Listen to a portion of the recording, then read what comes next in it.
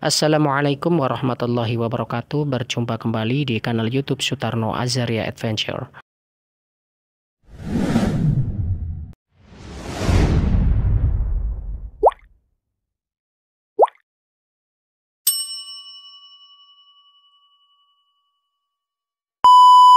Alhamdulillah telah kita angkat di episode kemarin, yaitu tentang Pulau Jawa yang menjadi impian bagi penduduk Yaman. Terutama kenyataannya kita lihat sampai detik ini. Kita simak video berikut ini, akan kami angkat tentang sejarah Yaman hingga keadaan Yaman, Hadramaut, Kota Tarim secara umum hingga saat ini.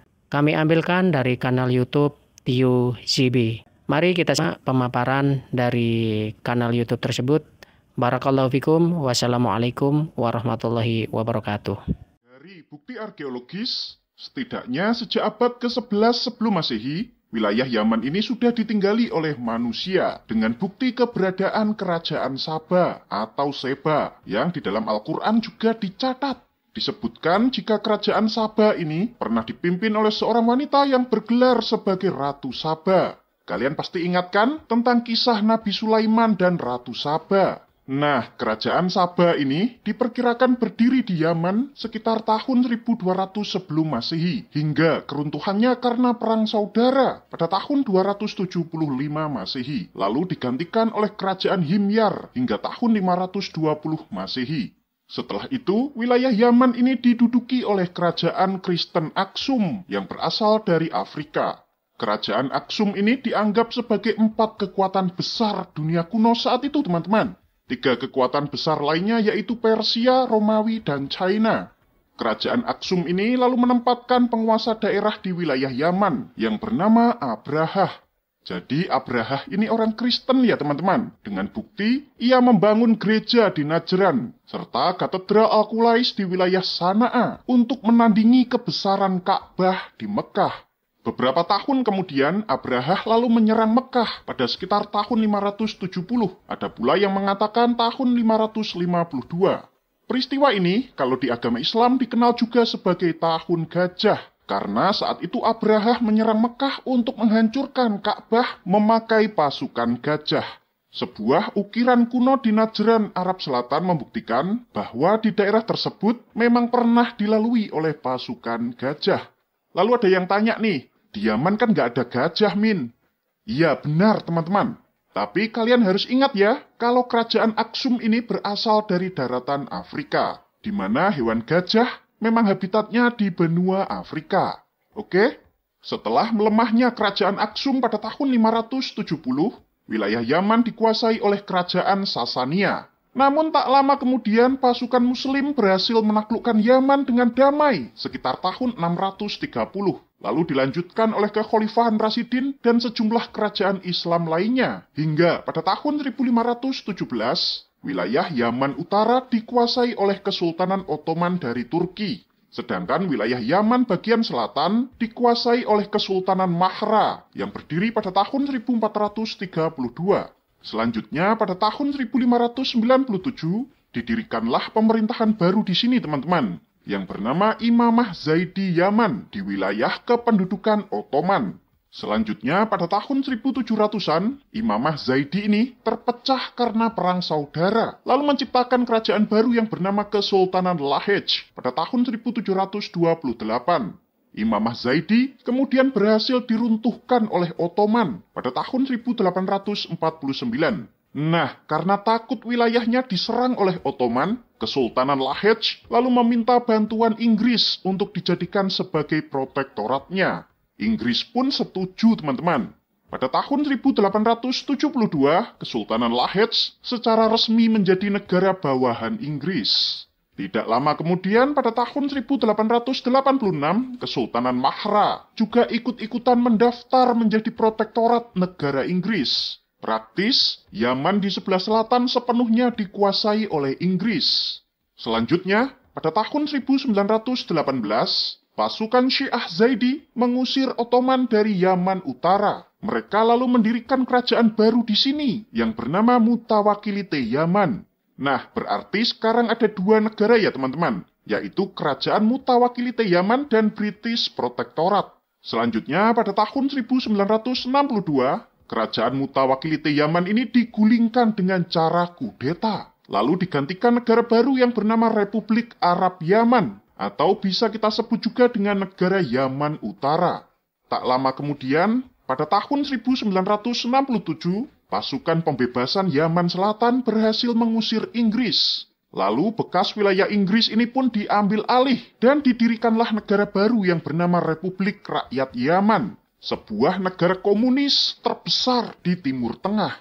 Pada tahun 1970, Republik Rakyat Yaman berganti nama menjadi Republik Demokratik Rakyat Yaman, atau biar mudah, kita sebut saja sebagai Yaman Selatan. Nah, karena merasa satu bangsa dan memiliki identitas yang sama, kedua Yaman yaitu Yaman Utara dan Yaman Selatan ini pun setuju untuk digabungkan menjadi satu. Lalu berdirilah Republik Yaman pada tahun 1990 dan bertahan hingga saat ini. Profil negara. Negara ini bernama lengkap Republik Yaman, dengan presiden sebagai kepala negara serta Perdana Menteri sebagai kepala pemerintahan. Ibu kota negara Yaman berada di kota Sanaa. Secara geografis, Yaman berada di benua Asia bagian barat, tepatnya di selatan Semenanjung Arab. Negara ini berbatasan dengan negara Oman di sebelah timur, di sebelah barat dengan Laut Merah, di sebelah utara dengan negara Arab Saudi, serta di sebelah selatan dengan Teluk Aden dan Samudra Hindia. Luas wilayah negara Yaman sebesar 530.000 km persegi, dengan jumlah penduduk sebesar 34.449.825 jiwa. Untuk agama, 99,1% penduduk di sini menganut agama Islam. Sedangkan untuk etnis, sebagian besar penduduk merupakan etnis Arab. Untuk bahasa resmi yang dipakai di negara Yaman tentu saja memakai bahasa Arab. Indeks pembangunan manusia di negara Yaman menempati peringkat 186 dunia, atau peringkat 8 terendah di dunia. Negara ini termasuk ke dalam negara miskin atau kurang berkembang, dengan kelompok ekonomi berpenghasilan rendah. Negara Yaman, perekonomiannya bergantung pada tambang minyak bumi dan gas alam, tambang emas, industri tekstil dan pakaian, produk kerajinan tangan, produk pertanian dan perikanan, serta produk peternakan, dengan ekspor terbesarnya ke negara China, Thailand, dan India. Sedangkan mata uang yang dipakai di negara ini adalah rial Yaman. Kurs 1 rial setara dengan 61 rupiah. Kehidupan di Yaman. Negara ini sangat kasihan teman-teman. Kehidupan masyarakat di Yaman itu sangat menyedihkan. Bahkan hanya untuk sekedar minum, masyarakat itu sangat kesulitan. Makanya bisa kalian cek, banyak warga Yaman yang lalu lalang di jalan-jalan sambil membawa jerigen air. Mereka bisa berjalan berkilo-kilometer demi untuk mendapatkan air bersih dari sumur maupun dari bantuan internasional. Hal ini terjadi karena perang saudara Yaman yang memutus sambungan pipa-pipa air ke masyarakat. Masyarakat Yaman juga banyak yang hidup di tenda-tenda pengungsian. Ditambah lagi, kondisi geografis Yaman yang memang kering, karena 57% dari luas wilayahnya merupakan gurun pasir. Nah, dari kombinasi inilah menyebabkan negara Yaman menjadi salah satu negara yang paling kekurangan air di dunia. Kasihan banget ya teman-teman. Yuk sekarang kita lihat data yang dikeluarkan oleh Palang Merah Internasional. Jaringan air bersih di negara Yaman hanya menjangkau 30% saja dari total penduduk. Ini artinya, sebagian besar penduduk di negara Yaman tidak memiliki akses terhadap air bersih. Tuh, tahukah kalian jika negara ini menjadi juara kedua sebagai negara terkorup di Asia, sekaligus menjadi negara terkorup kelima di dunia, teman-teman. Negara yang kini dilanda perang saudara ini juga dinobatkan sebagai salah satu negara termiskin di dunia. Dari data yang dikeluarkan oleh UNDP pada tahun 2024, tercatat 82,7% penduduk Yaman hidup di bawah garis kemiskinan multidimensi. Jadi kemiskinannya itu sangat-sangat miskin, teman-teman. Mereka kesulitan air bersih, kesulitan akses kesehatan, kesulitan akses pendidikan, buat sekedar makan mereka juga kesusahan, teman-teman. Pokoknya negara ini tuh ngenes banget. Karena posisi negara ini sedang dilanda oleh perang saudara, banyak negara-negara di dunia yang berbelas kasihan untuk memberikan uang bantuan agar disalurkan menjadi bahan makanan supaya rakyatnya itu nggak kelaparan. Nah, uang bantuan ini malah dikorupsi sama pejabat-pejabatnya, teman-teman. Belum lagi, APBN negara Yaman juga digarong sama pejabat-pejabat tingginya. Duh, parah banget nih. Sekarang kita lihat berapa sih UMR di negara Yaman ini. Menurut data per Maret 2024, UMR di negara Yaman ini sebesar 21.000 rial per bulan. Atau kalau dirupiahkan sekitar 1,3 juta rupiah per bulan. Perang saudara. Perang saudara di negara Yaman ini sudah berlangsung selama 10 tahun ya teman-teman. Yaitu dimulai pada tahun 2014 sampai hari ini. Sekarang kita lihat peta. Nih, peta kekuatan masing-masing kubu di dalam perang saudara Yaman per Februari 2024.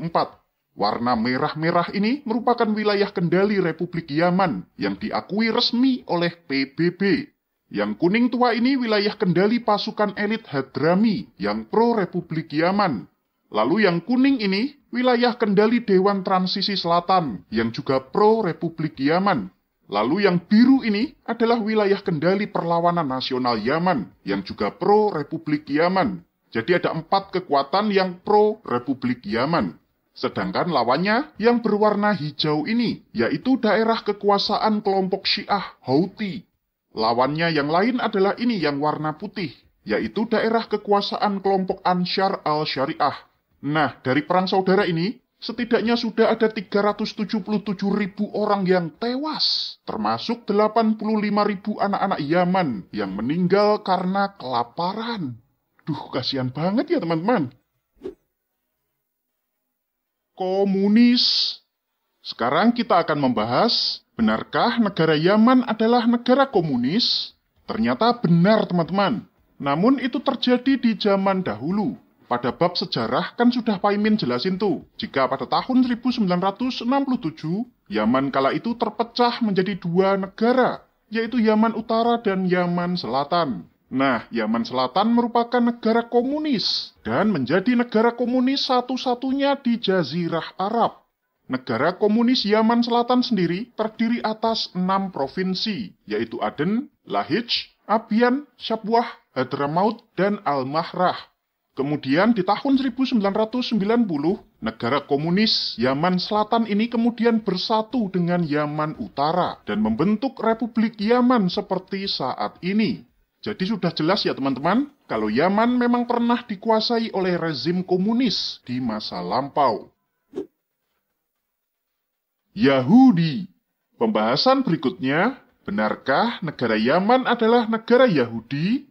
Kalau kita melihat sejarah Yaman di masa lampau, memang benar kalau Yaman pernah dikuasai oleh kerajaan Yahudi yang bernama Himyar.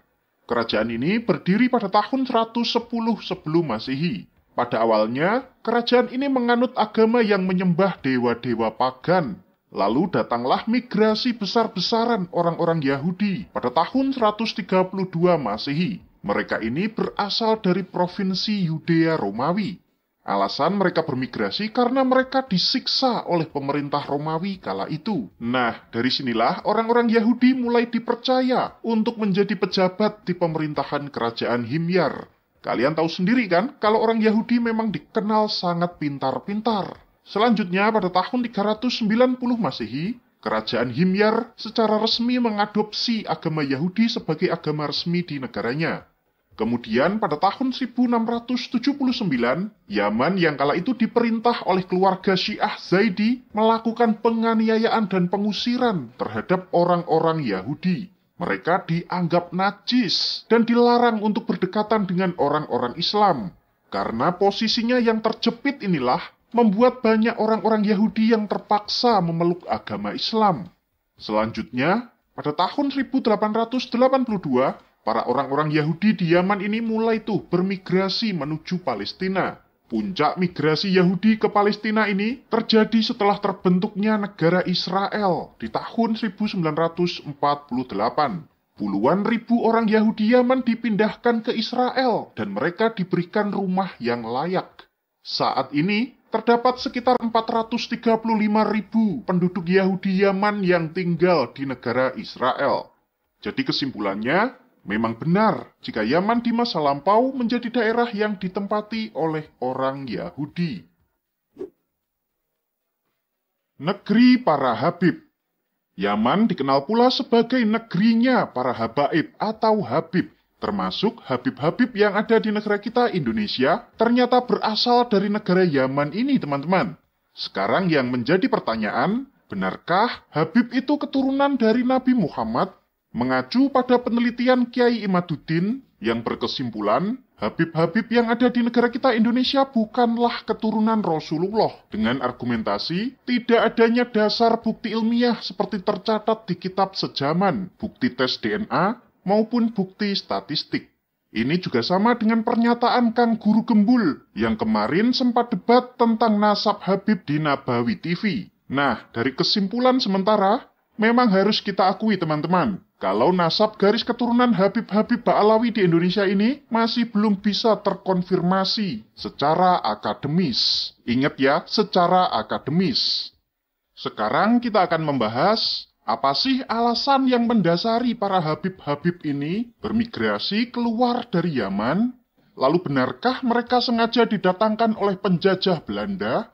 Jadi begini teman-teman, sebelum orang Eropa datang ke Nusantara, di abad ke-9 sampai ke-15 Masehi, orang-orang Arab ternyata sudah lalu lalang ke Nusantara dengan tujuan utama mereka untuk berdagang. Nah, setelah masuknya Belanda ke Nusantara, tidak dipungkiri bahwa orang-orang Arab semakin banyak yang datang ke sini. Memang di awal-awal tujuan mereka hanya untuk berdagang, terutama sejak dibukanya terusan Suez pada tahun 1870. Dengan dibukanya terusan Suez ini, semakin banyak tuh kapal-kapal Belanda dari Eropa menuju Nusantara. Terusan Suez ini kan melintasi negara Yaman, teman-teman, sehingga semakin memudahkan para orang Yaman untuk bermigrasi ke Nusantara. Kita kembali ke pertanyaan awal. Apakah Habib dari Yaman sengaja dibawa oleh Belanda?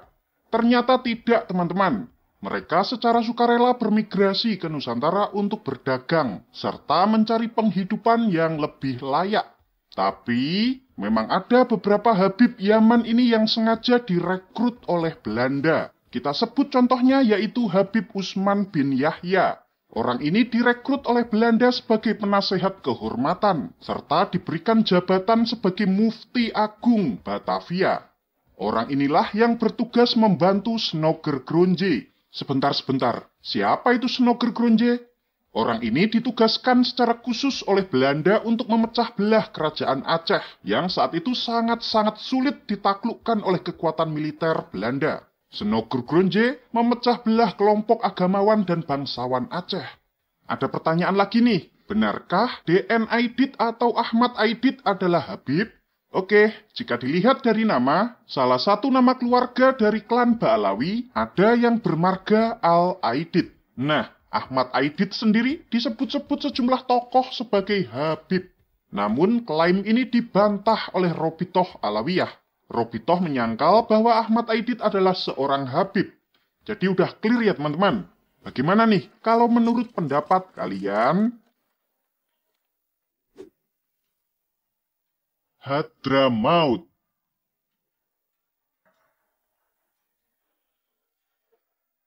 Kali ini Paimin berada di Hadramaut,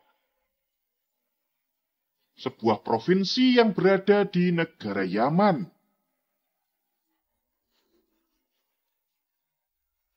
Tahukah kalian jika nama Hadramaut berasal dari kata Hadra al-Maut, yang artinya kematian telah hadir.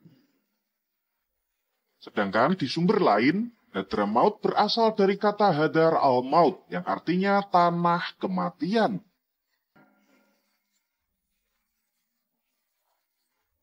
Tahukah kalian teman-teman, jika Habib-Habib Ba'alawi yang ada di Indonesia berasal dari tempat ini? Hadramaut merupakan provinsi terbesar di negara Yaman, dengan luasnya mencapai 191.737 km persegi. serta jumlah penduduknya sekitar 1,5 juta jiwa.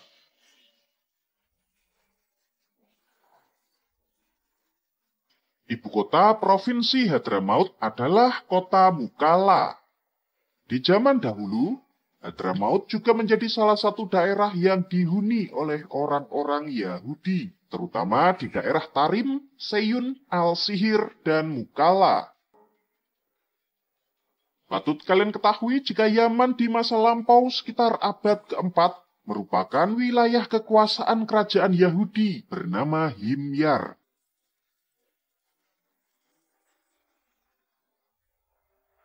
Pada tahun 1509, orang-orang Yahudi di Hadramaut mendapatkan tekanan yang sangat besar, sehingga sebagian di antara mereka berpindah agama, memeluk agama Islam. Setelah negara Israel terbentuk di tahun 1948, diperkirakan terdapat 50.000 orang Yahudi Yaman termasuk yang berasal dari Hadramaut ini berpindah atau bermigrasi ke negara Israel. Bagi mereka yang menolak untuk pindah, dipastikan mereka sudah memeluk agama Islam. Sehingga saat ini sangat susah sekali untuk membedakan mana orang Yahudi, mana orang Arab.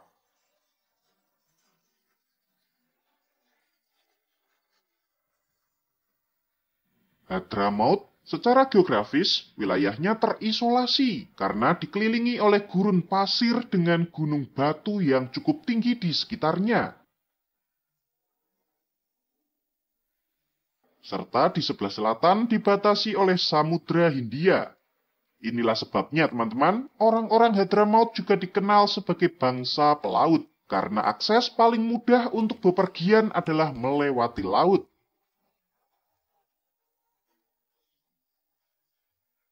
Nih, peta negara Yaman, warna kuning-kuning ini adalah gurun pasir. Tapi uniknya nih teman-teman, meskipun wilayahnya itu dikelilingi oleh gurun pasir yang tandus, namun di Hadramaut ini terdapat beberapa sungai yang tanah di sekitaran sungai-sungai ini sangatlah subur, sehingga dapat digunakan oleh masyarakat untuk bercocok tanam.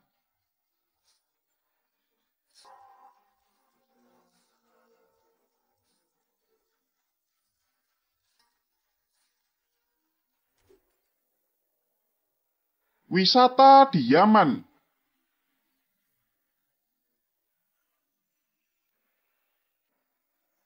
Nih, yang paling mantap. Istana Seyun, atau nama lainnya adalah Istana Kesultanan Qadiri. Letaknya di kota Seyun, Hadramaut. Istana ini merupakan salah satu bangunan yang terbuat dari lumpur terbesar di dunia. Wow. Istana ini dibangun oleh Kesultanan Qadiri pada tahun 1920. Saat ini, Istana Seyun dipakai sebagai museum.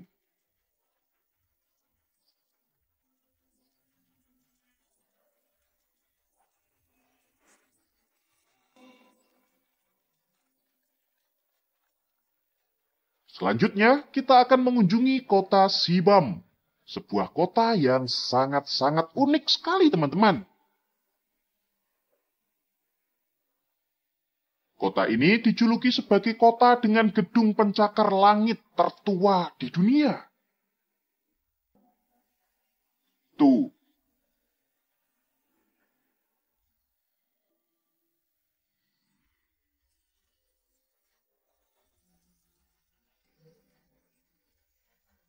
Gedung-gedung ini dibangun memakai batu bata yang terbuat dari lumpur, dengan memiliki 5 hingga 11 lantai, yang tingginya mencapai 30 meteran, teman-teman.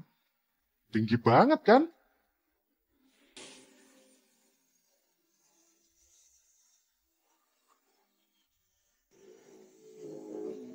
Gedung-gedung ini dibangun 500 tahun yang lalu, sekitar tahun 1500-an, yang saat itu digunakan seperti apartemen.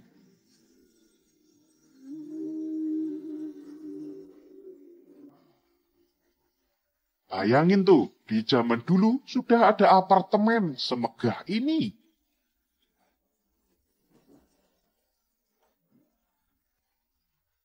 Pada tahun 2015 yang lalu, kota Sibam dimasukkan ke dalam situs warisan dunia UNESCO.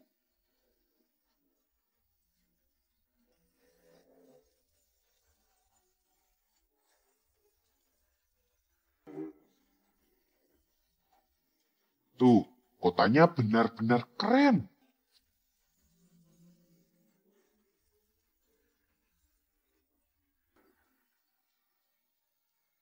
Sayangnya, karena kondisi Yaman yang saat ini masih berlangsung perang saudara, kota ini masih berisiko hancur karena di kota lain seperti kota Sanaa, bangunan-bangunan bersejarahnya itu pada hancur, teman-teman, terkena oleh bom.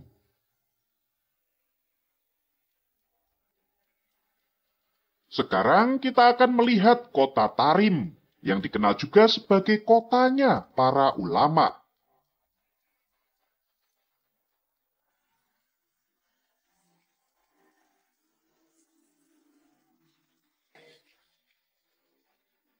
Tahukah kalian jika kota Tarim memiliki jumlah penduduk Habib terbesar di negara Yaman?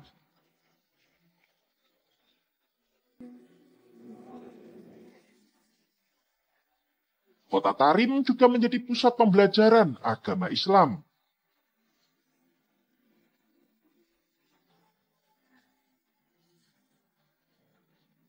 Di kota ini, teman-teman, terdapat 360 masjid.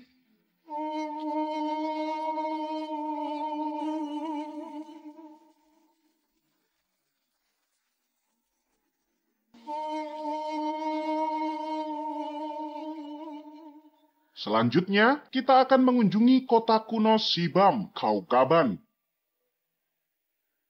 Kota ini telah berdiri setidaknya sejak 1700 tahun yang lalu, atau pada abad ke-3 Masehi.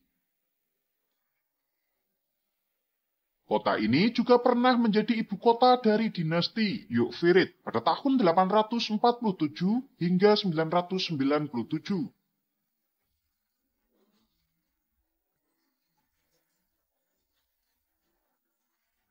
Sayangnya, teman-teman, sebagian kota kuno ini hancur terkena oleh bom pada tahun 2016 yang lalu. Kita berpindah ke ibu kota Yaman, yaitu kota Sanaa.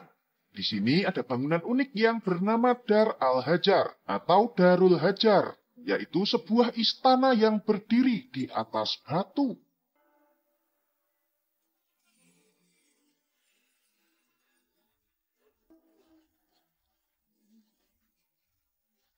Tempat ini dulunya dipakai sebagai istana kerajaan Mutawakilite Yaman yang selesai dibangun pada tahun 1920.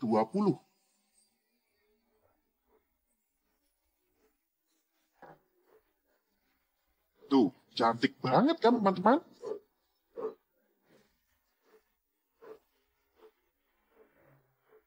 Gimana nih, teman-teman? Apakah kalian tertarik untuk berkunjung ke Hadramaut, negerinya para Habib?